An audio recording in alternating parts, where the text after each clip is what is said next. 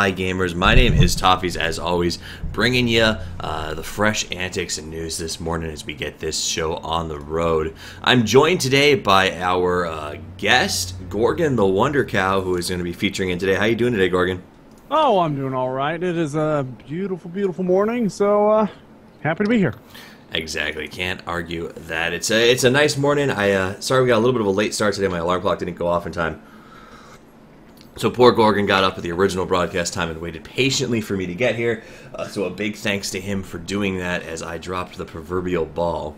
Well, get up is a strong word. I sat here and played video games as I had been doing for 3 hours prior to the meantime. I just continued what I was doing, basically, you're praising me for status quo, maintaining a very, very cushy status quo, which I'm happy to do anytime.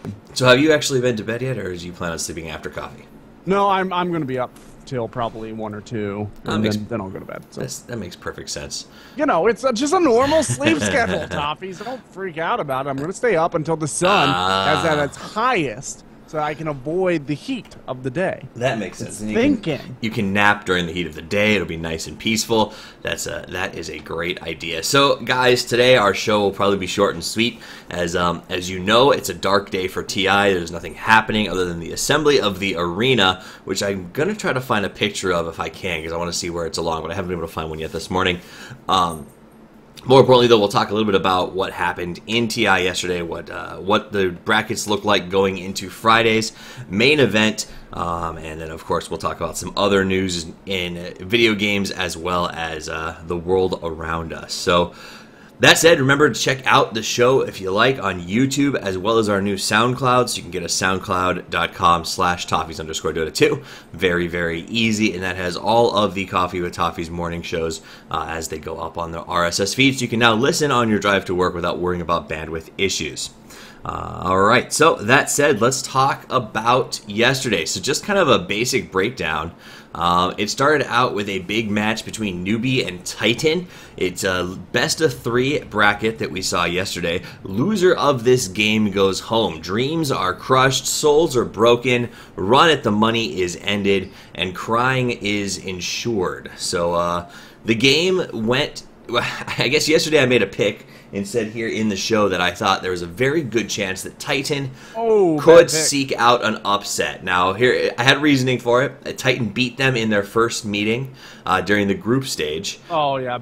Titan also, I think, was sort of a dark horse potential. They had some pocket strats. They've been playing very, very cleanly against a couple of these Chinese teams, catching them off guard. So I thought perhaps Titan could pull it off. That was I think it was a 30% vote, and it might be worth a couple of rares. It did not work. Newbie not only took the win, but boy, oh boy, did they take the wins for the rest of the day. So, long story short, Titan gets eliminated, and Newbie secures $500,000. So I don't know if you realize this, but the difference between, I know it was yesterday, I think it was a little less today, but the difference between yesterday when like Liquid was knocked out of the tournament and their opponents moved on, and I believe, do you remember who it was Liquid knocked out? It was LGD knocked Liquid out. The difference in the payout for LGD and Liquid was $489,000. So that's why that game was a pretty big deal, I'd say. So yesterday, Titan was eliminated, and Newbie locks in a minimum of a $500,000 reward. So if they lose every game from here on out, they are guaranteed $500,000 for their team, which is not too shabby in terms of that's a bigger prize pool than a lot of events have in total nowadays. Most events, even. Yeah. Exactly. The prize pools are ridiculous for TI. And honestly, I don't think many of these players look at the prize pools as the reason they want to go to TI, the reason they want to succeed. Right. But for the teams that are maybe on the fringe, it's a much bigger consideration. Like for Alliance, who got knocked out, you know, they won last year. They won a lot of money then. They can coast on that for a long time, and they are also getting smaller but sizable payouts throughout the year at other events. Even though they've been underperforming all year, they've still taken home a fair amount of money, and they've got sponsors and stuff. So for them, or Navi, or DK, or IG, you know, any of these really big teams, EG, it's like, well, yeah, we can get all this money, but really we want to be the world's best. But for a team that is coming in and they're really not making that much, and they're having trouble scraping by, possibly. I don't know what the financial situation for a lot of these teams are. But I do know that a lot of these teams have high player turnover because it's a tough life to live playing video games professionally and not making money. So, for all those out there who are like, man, I want to be a professional gamer, it is not all peaches and cream. It is a very, very tough business. You don't get paid unless you win. It's kind of like being a pro golfer, except with I don't know, maybe the same amount of mental stress, but carpal tunnel for sure. Yeah. So that's not as much sunshine, though, as you get in golf. Definitely not as much sunshine. So Titan gets eliminated. Newbie moves on. And what we thought yesterday is that maybe Newbie might beat Navi. Navi had a chance to beat Newbie. I thought they'd be fairly evenly matched based on their seeding. Navi lost 2-0, and not only, I don't know if you saw these games or not, Gorgon, but actually I do know. I'm just doing that for the sake of the production. I did not see the game. Otherwise occupied, very unfortunately. So you didn't miss much on that one. I thought Navi would put up a fight, and Newbie just, for lack of a better word, steamrolled them, man. It was both games. It was clearly Newbie in control, and they just took it to him. In fact, if you, I know you're the, for those of you who don't know, by the way, we're joined here today by the editor-in-chief of Higher Ground TV, as well as a senior contributing writer for Join Dota. So this guy knows coverage, but I'm going to break the rule. I'm going to tell you that if you go to Gozu right now and check out the picture that they have up there for Dendy, that they snapped a candid after the loss, it about sums it up. He looks like Eternal Envy after the qualifiers. It is just sad. So it'll be up there all day for those of you who are catching us on the podcast. It's worth a look just to see that. If anything, kicks them in the rear and gets them going. This will be it. Now Navi's not out of it. They move into the losers bracket where they'll meet up with Cloud9. We'll go over the losers bracket in just a little while. But they do get knocked out, and it wasn't pretty, man. It was, I think the second game lasted all of 20-something minutes, and they just, from the get-go, were getting picked off left and right, outplayed, outbeaten. And somebody told me, and I don't know it's true, I haven't had a chance to dat Dota this yet. I'll have to ask Phage next time I see him. Somebody made a comment that the last 50 games that Navi played without Nature's Prophet, they've been unable to win. Wow. 50 games? I don't know that that's 100% true. However, what I do think it does is draws a very interesting look for those of us who are fans at a giant hole in the Navi strategy right now. I think that while it's probably a farce statement, it does ring of truth. When they're not given that rat Dota style of play, Navi doesn't seem to be able to keep up. They won against Newbie in the group stages without Nature's Prophet. Okay, so that was like a 4 matches ago. So that was farce. Already farcical. Yeah. So that was farcical, but I do think that it does expose a bit of a hole because when I was watching them play, they didn't have a great rat going, and they just were losing team fight after initiation after team fight, and it was not working for them. So the question is, are they still playing like it's TI3? Or have they truly embraced the new TI4 multi-tank team fight style of strategy? And that's the question as they go into losers bracket. I think if you look at their stats, they've always been a team that doesn't 100% follow along with the meta. But if you look at their overall stats, I mean, 6.81, they have... What are we talking about for TI, the current TI meta? Skyrith Mage is the story of the week, right? Skyrith Mage they have 10 matches with. It is in their top 5 most played heroes for this patch. You have Enigma is their 12 matches, so that's their 3rd most played hero on this patch. Another up-and-comer hero for this. So I would say not only is Navi playing inside the changing meta, I'd say that they're one of the teams that is actually kind of pushing these heroes. Interesting. But that being said, they do have a lot of their old fallbacks, IO, for this entire patch, which is a hero that they've always really loved because of the very aggressive play style that they like to have. That's still their #1 picked hero. That does not surprise me. They'd still really like the Bat Rider, which is another hero, the Marana. But in terms of the overall Faceless Void is 8, so it is it is beneath the heroes that have been played 10 times. Faceless Void is right down, so tied for like 6th place or whatever, and that is another hero that is defining this TI so far. So I would say that they're doing a pretty good job of, at the very least, drafting in meta, if not executing in meta. Absolutely. So there you go. That's why we bring in the senior editors, because they catch that stuff. So they are keeping up. I guess the fact that you see so many I guess all the highlights come out of those rat pushes and those crazy wins that it just starts to stick in your head. My real question, though, is will they have an answer as they go into the losers bracket? But continue forward, looking at Newbie then goes on to take on the kings of the bracket. They go against IG, who has been dominant in this tournament so far. They finished out with a record of 9-6 in the group stages, and really, I mean, they were literally in line behind DK, EG, and VG. So the giants of the arena, basically. Newbie goes in against them and defeats them as well. It does go 2-1. It was a bit of a longer game, so IG put up quite a fight. But Newbie gets the hat trick and moves on to the secured winner bracket. And I think what was a pretty big upset over IG. So I didn't get to watch that game. I had a softball match, unfortunately. I mean, fortunately, because it's nice to be outside, but unfortunately, because I heard it was a really great game. So that said, would you have expected Newbie to advance over IG, or do you think IG pretty much had that last winner spot locked up there? I think from what I saw from the previous days of the group stages, I would say that Newbie has been playing better than IG. I think that Newbie deserves it more. But IG is, I think, expected to win that match. Right. IG has by no means been underperforming. They obviously they're top bracket. But Newbie has been playing. I guess the way I should phrase it is Newbie has been playing better than their norm by a greater degree than IG has been playing better than their norm. Newbie's really stepped it up to a level that I did not expect them to for this TI. I expected them to do well. I definitely did not expect them to be upper bracket main event.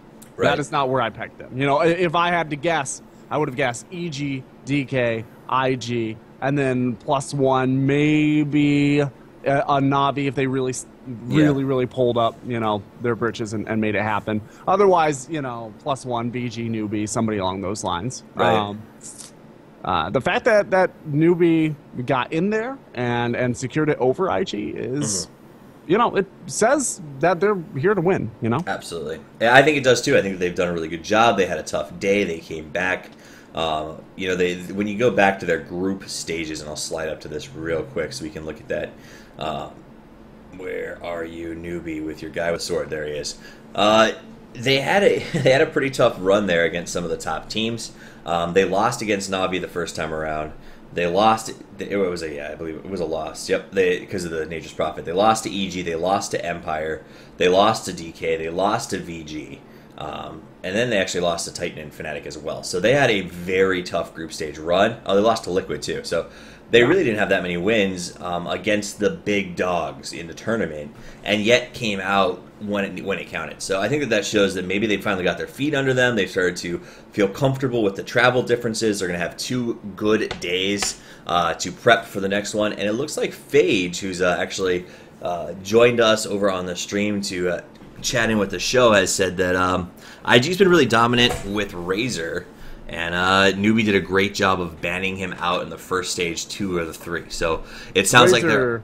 is another one of those heroes that is becoming a defining hero of this event. Oh, absolutely. He just exploded in, you know, for these group stages specifically.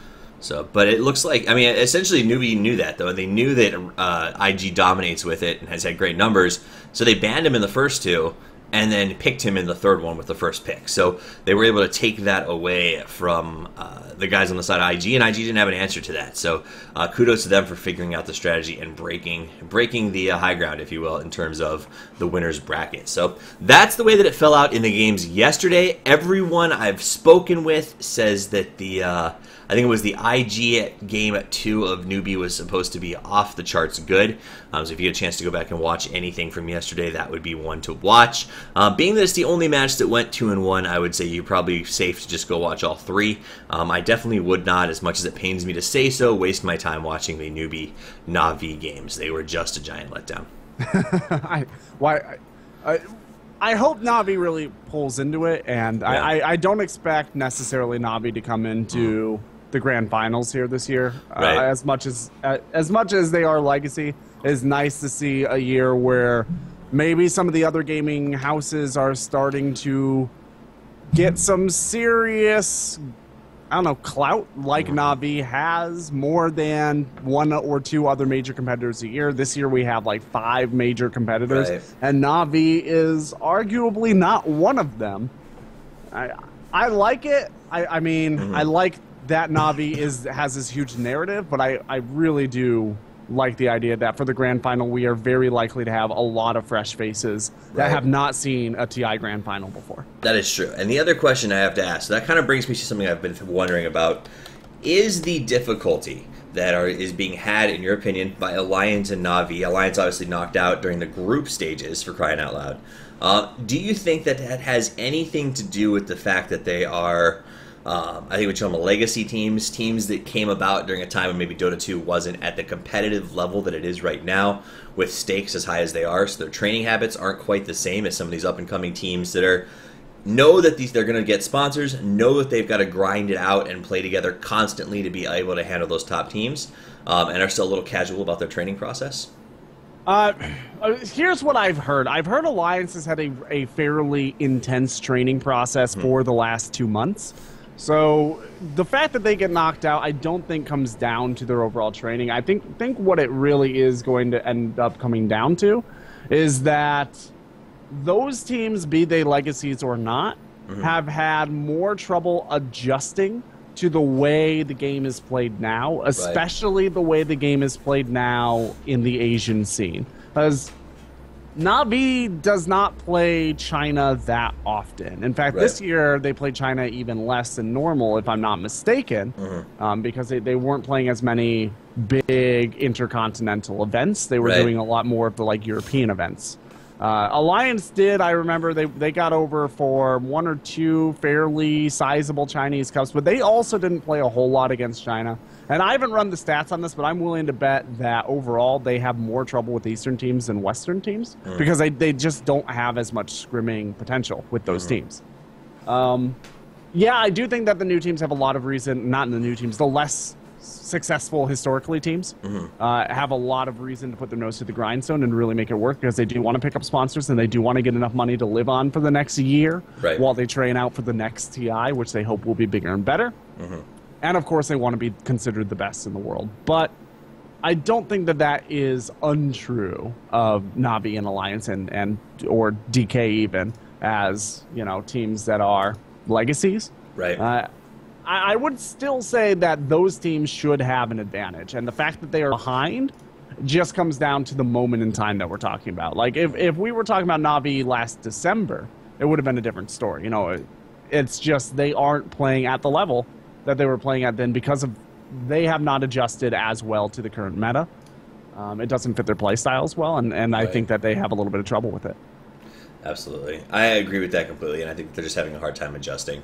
And I think that probably about sums it. Unfortunately, it puts Alliance out, and it puts Navi on the fringe and up against a team that's been very strong lately. So talking about that, let's go into a little bit of a main event discussion. So starting on Friday, the big show, right? We go to Key Arena, we get to see the chaos. All of this stuff that we saw during the playoffs honestly is mostly just a warm-up for what we're going to see this weekend. It was the teams getting out there, getting their practice. It was the production teams learning about how the game's going to work, getting the casters' synergy put together the right way, and the main event's on the way. So what we're going to see to start it out is we've got the winner's bracket, which is going to have VG up against Newbie right out of the gate. It's going to have EG up against DK. So the EG DK game is going to be, in my opinion, a freaking monster to start off the tournament because whoever loses that game and goes to the loser's bracket is going to be the one that we're going to watch to get their way all the way back up out of the loser's bracket, most likely. I think those are the top 2. In my opinion, those have been 2 of the top performing teams in this tournament so far, with the exception of perhaps VG, that has also been pretty gosh darn consistent. So yeah, pre-TI, I said, EGDK, that's going to be your grand finals. No matter how it shakes out, that's what I was expecting. I don't think that my opinion has been really changed, though, I mean, obviously there is potential for an upset out of one of these teams. But all things said and done, EGDK is the match that I came to the TI to watch, and it's nice that it's happening already in the upper bracket. I especially like the narrative potential of that because you have one of them knock the other one out in the upper bracket, go down to lower bracket. And then if it does end up coming down to those 2 in the grand finals, you're talking a vendetta match of epic proportions Mm-hmm. for your final match of the biggest esport event in the world, like Right. in history. Well, I think the payouts are going to be something like they're projecting potentially 5 million. Right now, it's like 4.7 and like 3.9 million for those two. So the difference of over $1 million, if I read it correctly, for first and second place. So that'd be a wonderful grudge match. Real quick, I just had Phage send me a message, and he said that to verify your point about Alliance playing the Asian teams, this season they were 2-5 versus DK. 0-4 versus IG, and 1-3 versus Newbie. So it was exactly right, and that's why he's the editor-in-chief over there at HG. Is he just came up with that top of his head, and the stats support it. Is that they haven't had luck with the Asian teams, and it just kind of has kept going that way. So You gotta love those availability heuristics when they work out. absolutely. So is that too sciencey? Should I dumb it down a little bit? Yeah, it's a morning show. If it was an evening show, maybe we could do sciencey talk. Get out the wine and talk a little bit of statistics. Gotcha. Oh, see, wine and statistics. Now there's a stream that would get no one to watch. We should get Phage in on that. Yeah, Phage and Get Phage Fridge Nahas and to talk Nahas. about their favorite stats. And the 6 to 10 people who love stats would be tuning in every night. It'd be wonderful. I'd watch that shit. I mean, I'd watch it because I like you guys. So there you go. I wouldn't understand a damn thing that was said. In the losers bracket for the main event, we've got Cloud9 versus Na'Vi on the kickoff, followed by IG versus LGD. So, a Chinese Dota showdown on the bottom bracket, and a very interesting Cloud9 versus Na'Vi game on the top. Now, to me, that's interesting because I think that Na'Vi, like you said, plays a little bit outside of the meta. They do stick to it for the most part, but they tend to kind of like those cheeky strats a little bit more. Cloud9 is totally okay with those cheeky builds, cheeky games as well. So I would look forward to seeing that game play as a lot of counter drafting, and I think it'd be pretty good. Yeah, I will say this about Na'Vi. I think the way they play suits them better for best of threes. You would expect maybe Na'Vi would do better in a best of one because they can pull something super cheeky out of their butts and then just win a best of one on some super cheese strat, which is the sort of thing that they kind of like to do, like the Pudge send back hooks and stuff that they're so famous for. But in a best of three, what they can really do is they can get a feel for what their opponents are running at the moment, and then game two they really like to come out with something strong. Right. And ideally they'll win game one just on basically independent player skill, and then they have a little breathing room that they can try something risky that is all win or a hard loss, and then go into game three knowing whether or not that worked, right? Makes in a sense. best of one, if they do something risky that they either haven't played a whole lot or is just basically a cheese strat that can be countered in one specific way, you're risking your entire potential for that match on a strategy that's not that certain. So the game two is really important for Na'Vi, I think, personally, having watched him for many years. Makes sense to me. So, yep, that's what we'll be looking for out of the gate. This should be a pretty good match. And once again, that'll be starting up Friday, and will be... it's going to be a match to watch because, guys, remember, this is the biggest, and we're not even big boasting about things anymore. This is the biggest esports event in history. Like when we first passed League of Legends, and it was like 2 or 3 million. We're like, yeah, we're the best. Like we rock. League of Legends is for kids. Yeah, there was a couple of years where it was like we would have the biggest, and then they would have the biggest, and then we would have the biggest again. It was back and forth. I don't see LOL coming back from this one. This was the knockout punch. Yeah, it's going to be a rough one. I mean, I know that League of Legends, and this is maybe some additional video game news for you guys, but League of Legends has announced they're doing a full framework rework, so they're going to actually redesign a lot of their stuff and graphics as well, so that it looks a little more like the Dota 2, from what I understand from LOL fans. So some of my friends who play have been like, yeah, dude, I heard they're just doing a massive update, and they're going to be changing some of the looks and some of the feel of the game, and I think some of that might be due to this. The other problem I think with League of Legends is just when you watch Dota 2 and you see the tenacity of the variance within the meta game, it's almost impossible to go to another MOBA and see anything even close to that. So kudos to Ice Frog and the rest of the crew, who are just masters of balancing. And when I say balancing, I mean keeping our heads spinning with what we think are overpowered heroes, underpowered heroes, and spells that we never thought would matter. Yeah, Dota is more, I don't know how to phrase this correctly. I was just going to say Dota, more than almost any other game, is like a game theorist's wet dream, because there's so much. It is So Sundance Giovanni, the guy who made Major League Gaming, likes to Right. talk about Twitch and tactics. Right? Twitch is your ability to first-person shooter. It's just all reflexes all the time. It's Right. what those old Quake guys like, right? What free-for-all Quake. You go in, you get as many kills as you can. There's a little bit of tactics, but it's mostly Twitch, and that's what he really likes in esports. Right. And then you have tactics, and that's like your Hearthstone games. Those are Right. games that are entirely based on strategy, short-term tactics, and long-term strategy over the course of a game.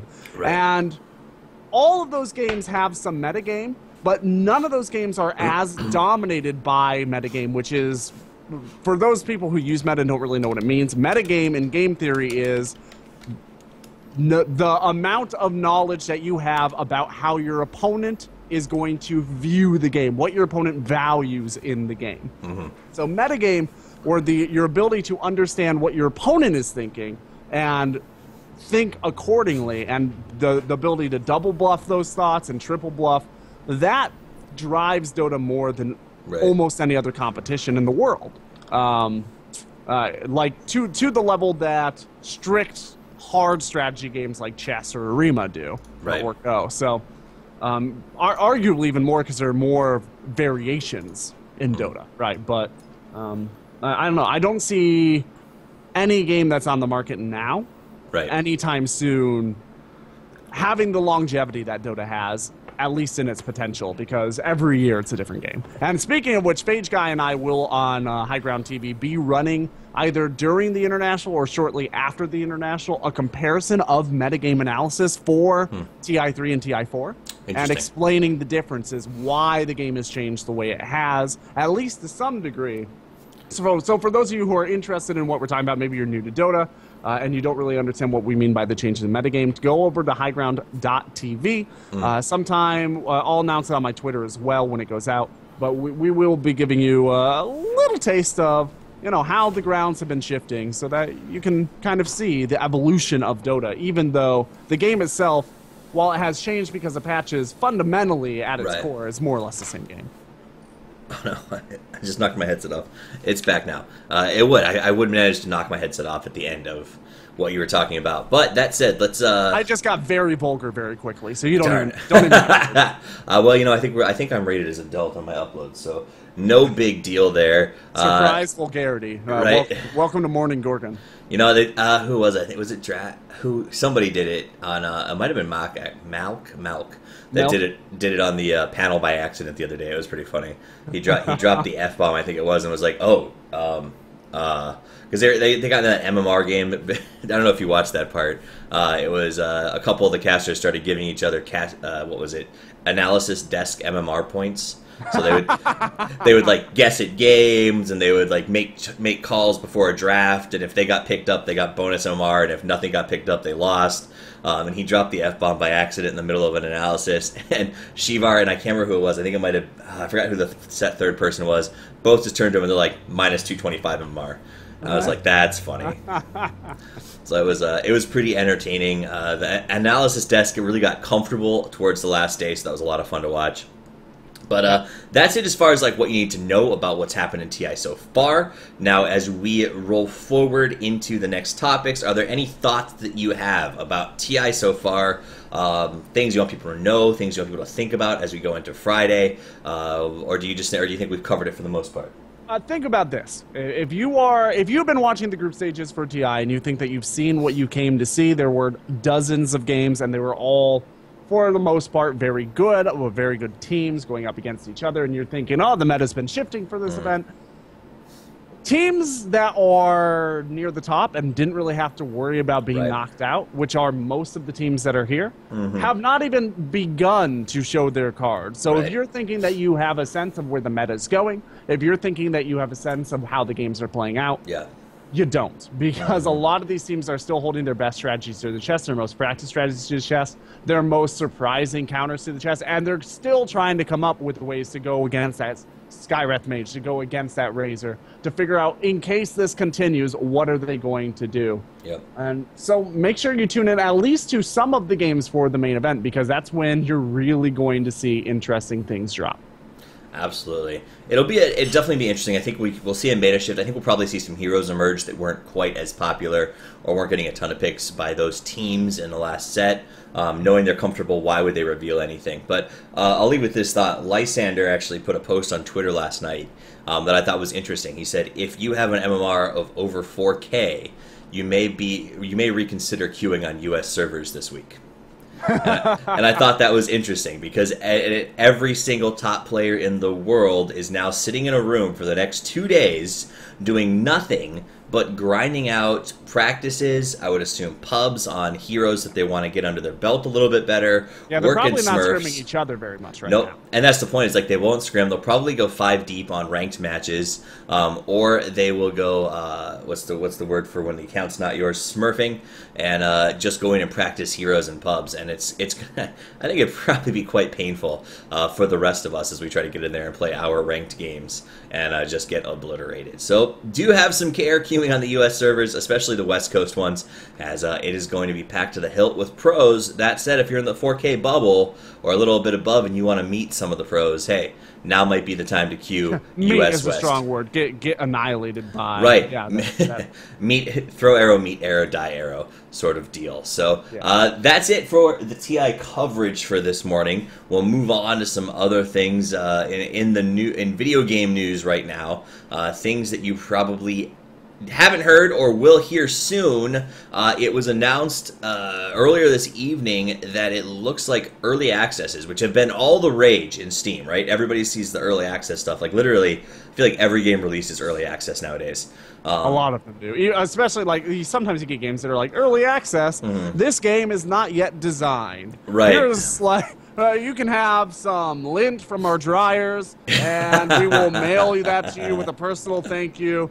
And also, we have a pretty picture that occasionally moves. You can use it as a screensaver, and we'll call it a game. But in 2 years, this is going to be a full-fledged first-person shooter tactical standoff simulator. So, stand by for that. But by then, there'll be another one out. So, that said, though, it was announced that early access could very well be coming to both the PS4 and the Xbox One. So now you can get your screensaver or a standoff simulator 2 years in advance on your consoles as well. Exactly. So, but that does mean it'll change the way that games are developed. I think that both would probably jump on that the same way that PC developers have. So it'll be an interesting transition for those two game systems, and probably give them an easy transition into a bigger part of the market. Because I think one of the problems that the next-gen consoles have right now is there's not enough games. And if they now have the access to give early access to games, it increases their game pool infinitely while even the games are being developed. So I think, honestly, I don't want to get too much into console wars issues. I think one of the issues that they're having as well is that their games are priced much more high. Oh, yeah.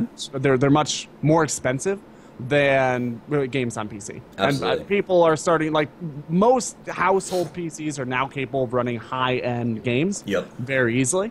It's just that the technology is not as expensive anymore, and people aren't seeing as much of a difference between the consoles and the PC that they have in their home anymore. It doesn't really matter to them as much, so why pay $60 per game and also $600 or $400 or whatever for the console when I have this paperweight in my house that'll run it, and I can get the game on sale on Steam for $15 during Christmas, Exactly. And that makes perfect sense to me. So moving on to the next one, if you are a World of Warcraft player, which a lot of the folks who play Dota dabbled at some time or another, the X-Pact Warlords of, what's it called? It's called Warlords of Draenor. Comes out in October, and they've just announced that you get a new character model for the Draenei. So the Draenei are being completely redone and no longer look like they were made back in 2008 or 5 or whenever the last expansion came out. So that's a big one. Pokemon Remake is getting a Mega Evolution makeovers and more. So it's going to be Pokemon Omega Ruby and Alpha Sapphire are set to feature a new Mega Evolution with a whole bunch of new stuff. So if you are Pokemon, which apparently a lot of Dota players are, I'm not a Pokemon person, never have been, never will be. Shh, sucker. People seem to love it, so you guys are getting a big remake overhaul to a lot of the looks, etc. And I don't know what a Mega Evolution is, but I think that just means that they're making a huge change to the system.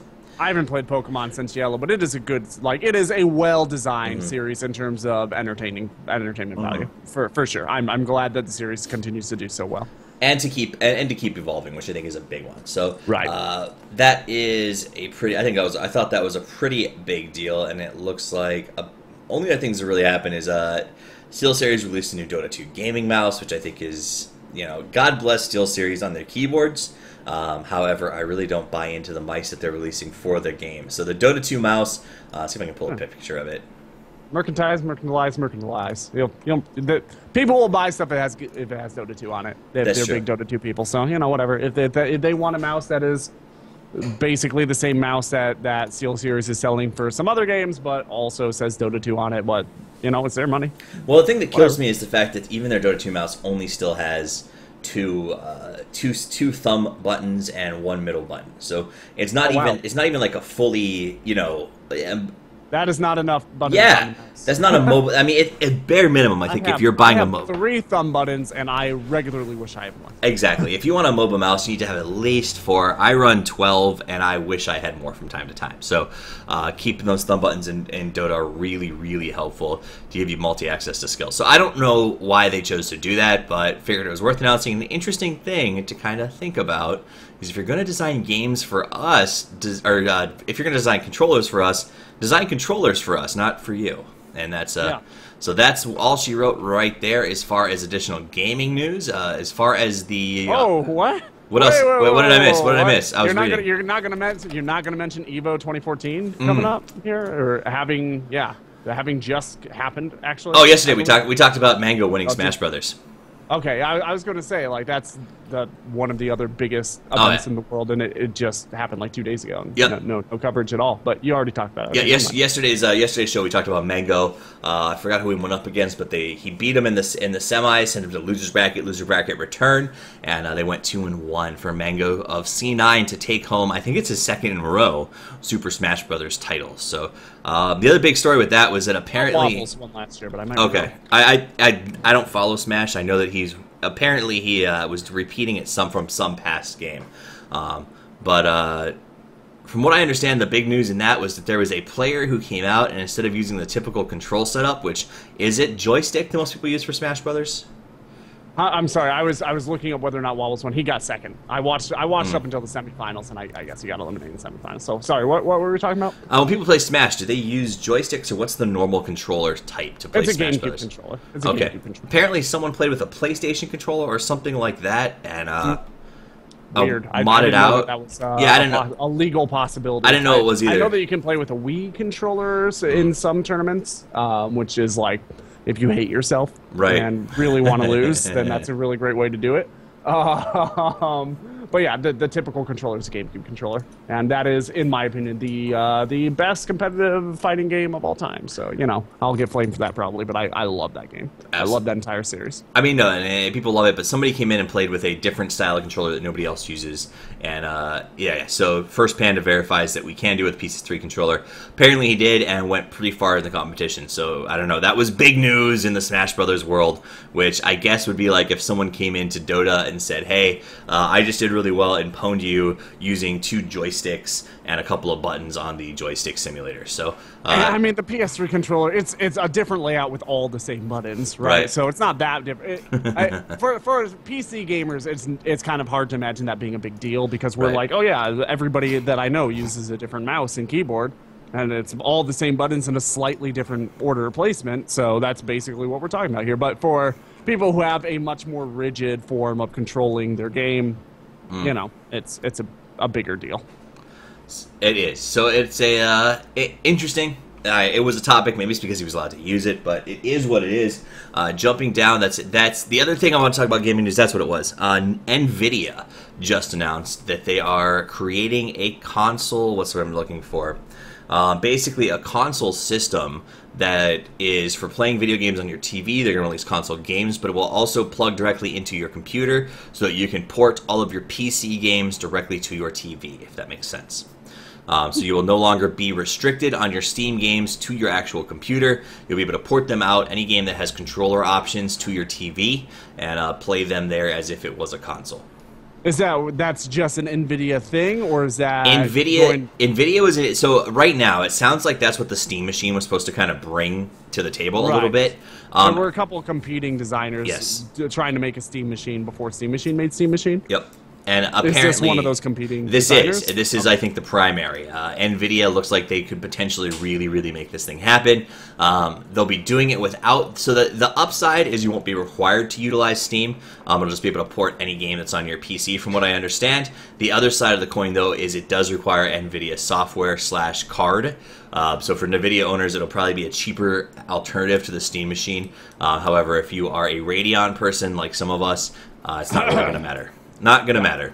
Yeah, exactly. It's not a big deal for me, for example. But the other thing with the Steam machine is, like, it's being designed by the people who are involved in a lot of the games, especially the Valve-owned games like Dota, and they are making non-controller compatible games. They're making controller to be compatible with every single one of those games ever, so that you can play any game from your like that is a lot more worth investing in than just being able to play from my TV, because I can plug my TV into my computer if that's what I want to do. I am not excited though about the day that people start showing up in Dota on controllers sitting in their living room. I think that there could be a big... we can talk about this later, I guess, but I think if joystick maneuvering can be used for hero pathing, that could create an entirely new meta of Twitch Dota game. Like, one of the aspects of Dota that people often, even at high levels, have varying degrees of skill with is pathing. And if you can use a joystick on a controller to path, because it's bound that way... Right. So instead of click targeting to move... Right. The varying game outcomes there would be functionally extremely interesting. Because you would see extremely divergent styles for players with joysticks than with mouses. But I would be interested in that as a social experiment. It would be interesting. I think that there'll be some trouble with the fact that you'd probably have to do a follow set cam. Right, you would. And you just have... I guess you could have right control stick break it when you needed to. Or maybe... It would be probably left control stick moves camera, and you click it in, and it moves it to occupy the space that your hero occupies. Right. And right stick moves your hero, but it would severely limit your ability to do certain pathing options, like shift queuing would be much more hard or much more difficult. Certain heroes would be much more difficult to use, but a lot of the point-click style heroes might be much easier to use, especially if you're trying to be particularly sneaky. Like, it would be easier to be in the moment, I think, with that. So, I don't know. I think it would be interesting. I don't think it would play particularly smoothly. Right. I'm not planning on playing Dota with a joystick anytime soon, but I'd be interested to see what it did to the game. If Meepo shows up with a joystick, I'll have a cardiac arrest. So, that's all there is to that. But that said, that's your gaming news. Let's bounce over to news you need to know for the day. There's some depressing, but it's actually better over the large than it is on the bad, which is nice for the first time in a while. Update on the Middle Eastern situation. So before the show started today, Israel's cabinet has accepted a ceasefire with Hamas. That it looks like they basically said, we're going to discuss this thing, figure out what happened, and because we haven't heard that before. Right. So at least they're going to stop shooting rockets at each other, I guess, is the big deal there. However, I'm going to double check this real quick before I say it. But Israel today went to make their proposal. So it's basically ceasefire. Israel makes proposal, and as of 7 a.m. our time this morning, so about an hour ago, Hamas rejects said ceasefire because they don't like Israel's proposal, and the fight is back on.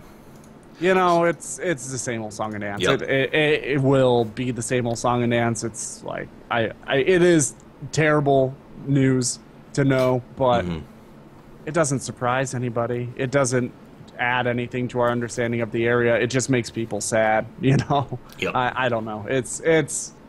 I would very much like to see the day where there's a ceasefire proposal and the other side is like, oh yeah, no, we can deal with that, instead of being like, oh no, we don't like how anything is here. There's no negotiating with you Jews or Arabs or whatever it is that's going on over there. Well, you know, I mean, they had a cease and hostilities for a while, and it was a decent time, and I felt like we were making progress. So it's just good to keep track of, especially with the ceasefire rejections that are going on. That's usually a sign of some pretty aggressive action response. Statistically, eventually a ceasefire has to be accepted, right? I mean, Eventually. That's what you think. That's what you All think. things in time. So just keep your fingers crossed and don't move to Gaza. Don't worry, guys. 2,000 years from now, we'll be golden. All right. So next one that's actually some decent news is that immigration issue we've talked about down on the border of lots of kids crossing over, the U.S. government not knowing what to do with them, the Congress not working with the president, and vice versa, everyone arguing. It literally got to the point where the Vatican, the Pope himself, issued a statement that the U.S. needed to do something about the children crossing the border, all right? There's over 50,000 children in what we're calling this limbo, and they're kind of in between Mexico and the U.S., not knowing where to go. We should mention at this juncture that we are, A, not talking like a crusade of children. No, like this is not. gradually over time. And B, we're not talking a literal limbo. They're not limboing over the border. You can't limbo over a river. They are sauntering in some sort of walk or mosey, or sometimes in the back of vehicles. Right. There is no actual limboing involved. No real limboing involved. That said, all you need to know is that Congress broke down after the Pope's plea and has built a schedule, and God knows how they'll keep to it, that they're going to decide what to do about it in the next 12 days. So they're working to try and get the crisis finished up. They want to start to do something about these immigration issues. They've set a time period of 12 days. The problem is, the reason they pick 12 days is because that's when they go on vacation. So whether or not they'll do anything in 12 days is yet to be seen. But at least we're saying we're going to try. So that's something. Number 4, the DEA has announced an NFL probe, basically. So there's been claims NFL players have illegally been given powerful painkillers, among other prescription drugs, on the field, and the DEA has announced that they're going to look into it. So previously, the NFL handled all issues regarding things like doping, right? It was like somebody was caught at doping or suspected of that. The NFL took care of it internally, fined, knocked out, whatever. But the fact that the U.S. government, the Drug Administration, or the Drug Enforcement Agency is getting involved with this is a pretty big deal. It now means that the federal government's going to go into locker rooms and start cracking down on what exactly is happening in there. So that is a pretty big deal.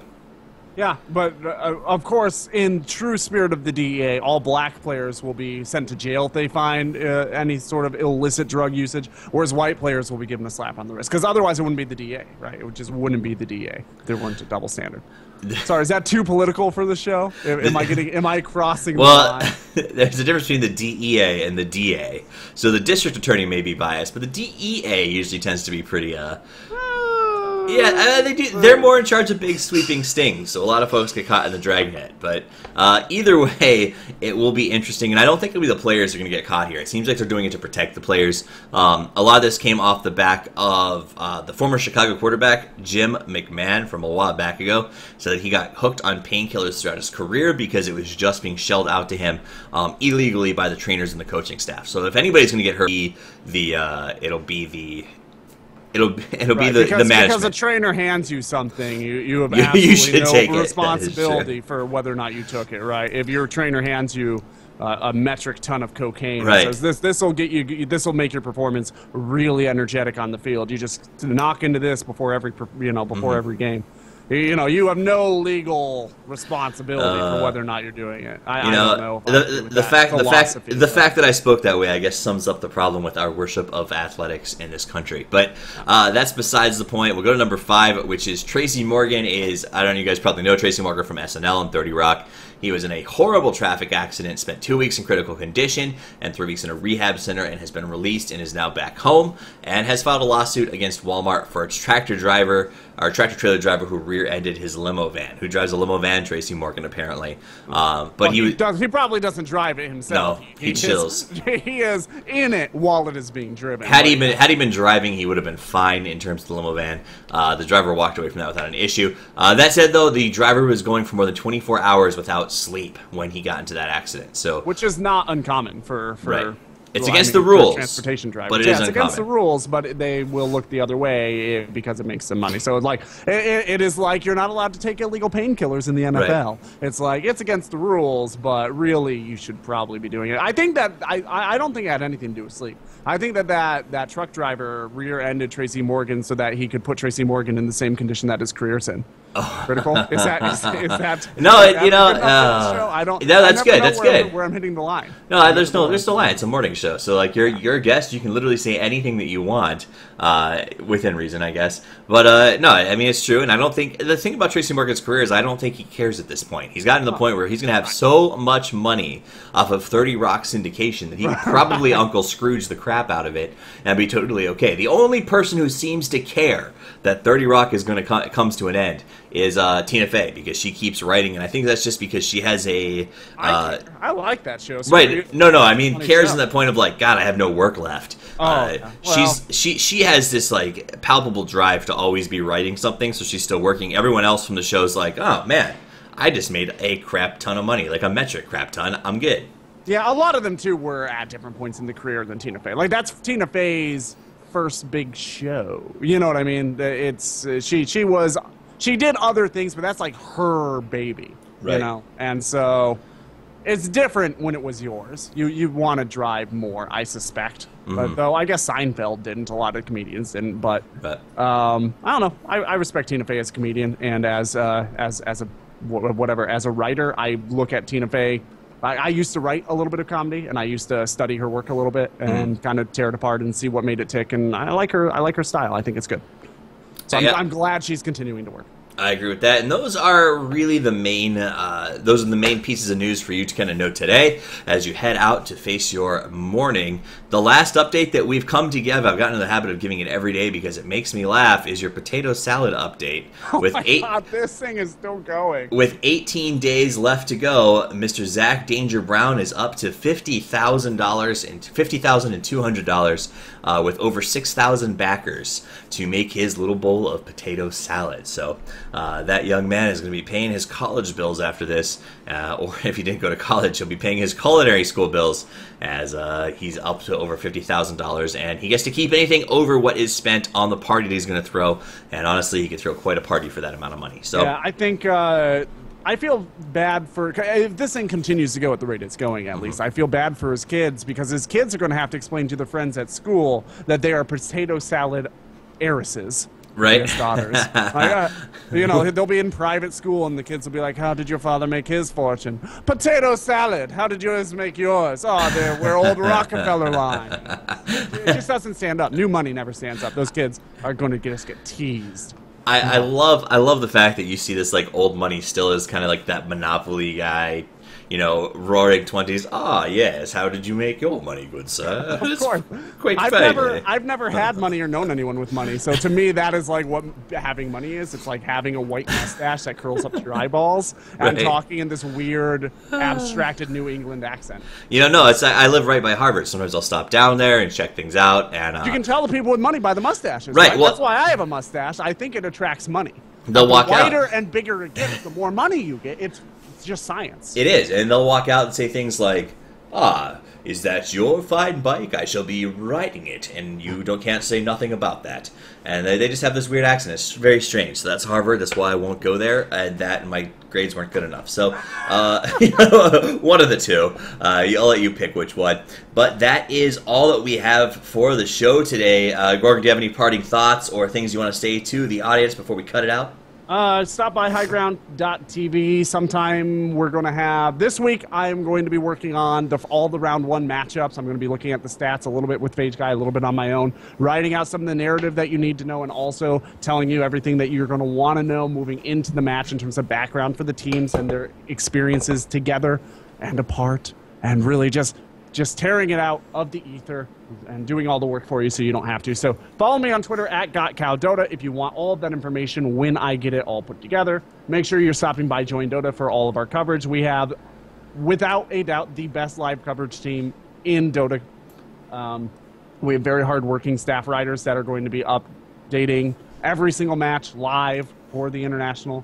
And, you know, thanks for having me on. That's about it. Just my plugs. Twitter, High Ground, Join Dota. That's it. You know, Sivo's starting up after the International, so Toffees and I cast together there. Oh, so we you can finally watch work. both of us. I know we haven't casted at all No. in like a year. It feels weird. The TI doldrums, man. It's like we hit this and just all the wind stopped. So I'm not going to know how. Nope. When we finally get back to casting, I'm going to be like, this is a dude. He's it's shiny, and I don't know what's happening. Yeah, no, I to put it in perspective, and I kid you not here, I went to my softball game last night. Remember I said I played softball on Monday nights with like some old people, and I got so desperate to cast that I was sitting on the bleachers during the innings when I was not in, and just started casting the baseball game.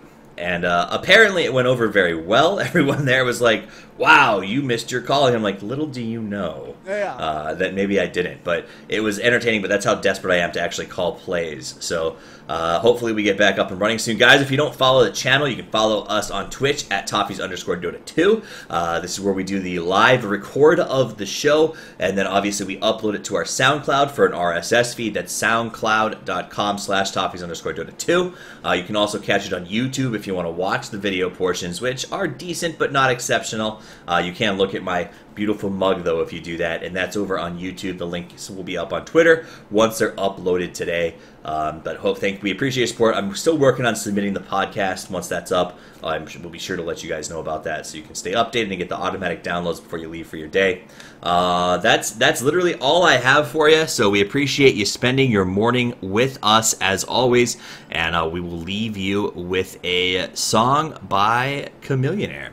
So that said, enjoy the music, have a great day, and as always,